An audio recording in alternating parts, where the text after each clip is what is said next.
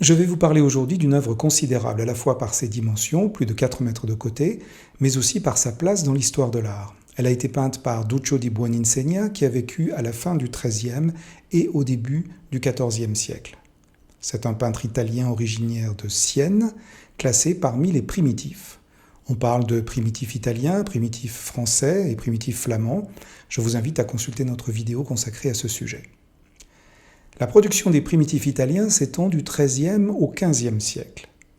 C'est au cours de cette période qu'apparaît le polyptyque, et c'est à Duccio que l'on attribue son invention. Les polyptyques ont une grande importance à la fois économique, sociale et religieuse. Ils introduisent aussi de nouvelles pratiques de la vision. On ne peut aborder la peinture siennoise sans s'intéresser à la cité elle-même, tant la première nous parle de la seconde, de son architecture et de la vie de ses habitants. Dans les années 1270, les tensions s'accroissent entre les grands propriétaires fonciers d'un côté et les marchands, les artisans et les petits commerçants de l'autre. En 1277, ceux-ci qui forment ce que l'on appelle le popolo excluent toutes les familles puissantes de la plupart des charges de la cité. De 1287 à 1355, Sienne est gouvernée par le Conseil des Neufs, composé de 9 citoyens désignés par tirage au sort. Pendant 2 mois, vivant reclus dans le Palazzo Pubblico, ils dirigent la cité. Chacun des 9 préside à tour de rôle le conseil pendant 1 semaine.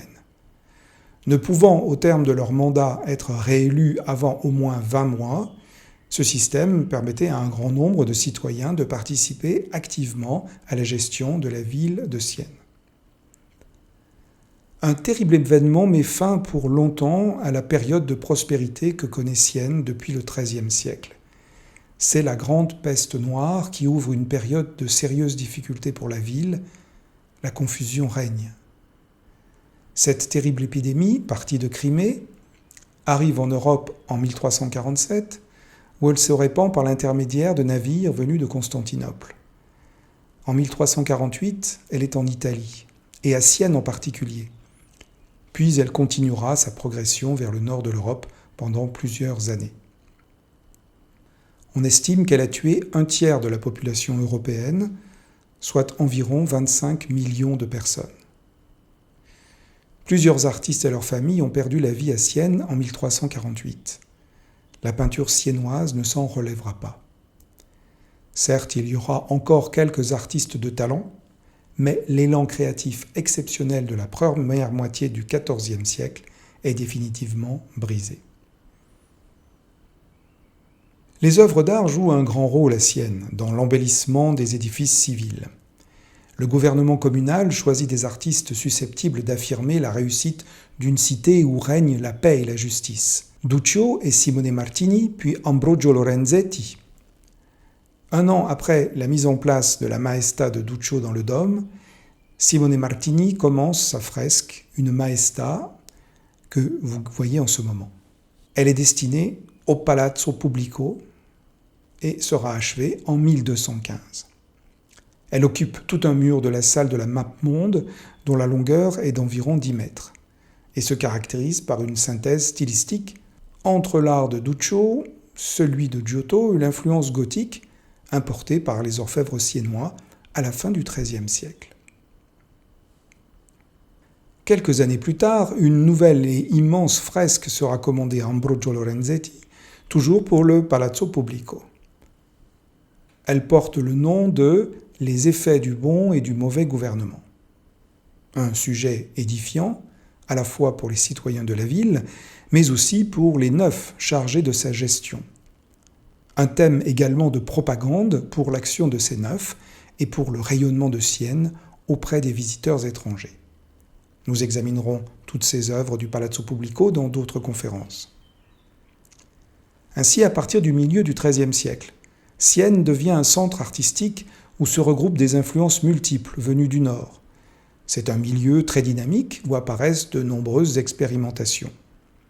De très grands artistes sont présents sur le chantier de la cathédrale, comme les sculpteurs Niccolò Pisano, son fils Giovanni et Arnolfo di Cambio, est l'un des plus grands orfèvres italiens de la fin du XIIIe siècle, Guccio di Manaia, actif à Sienne entre 1292 et 1318.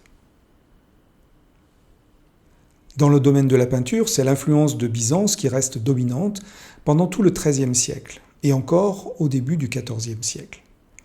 L'Italie reste de ce point de vue une province du monde byzantin.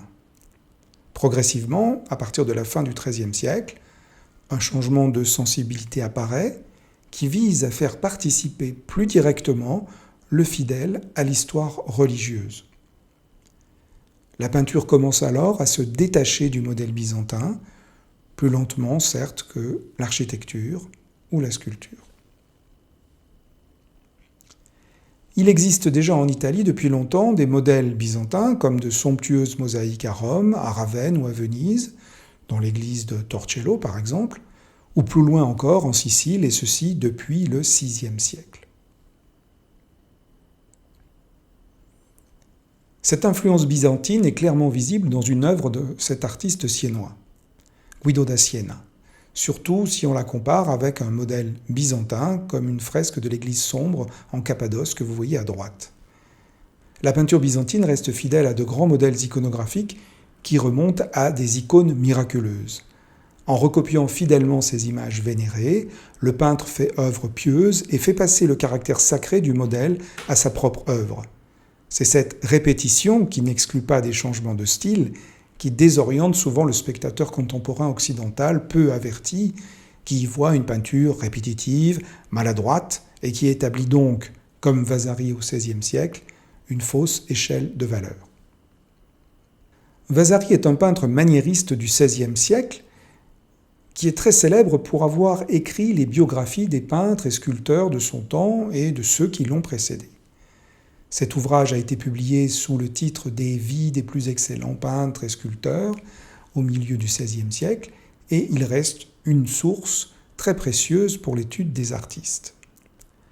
Vasari considère avec un certain mépris la peinture byzantine, inférieure pour lui à celle de l'Italie et de la Renaissance, et surtout aux productions de Raphaël et de Michel-Ange.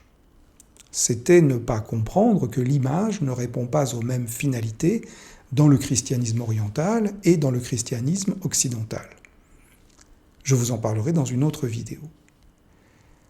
Vasari reconnaît cependant que c'est grâce à l'influence byzantine que la peinture s'est renouvelée en Italie, alors qu'elle avait disparu dans les âges prétendument sombres du Moyen-Âge.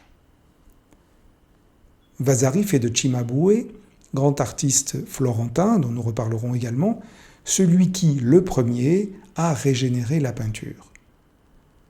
Ce jugement de valeur négatif porté par Vasari, non seulement sur la peinture byzantine, mais sur celle des primitifs italiens, a pour longtemps conduit à dénigrer leurs œuvres.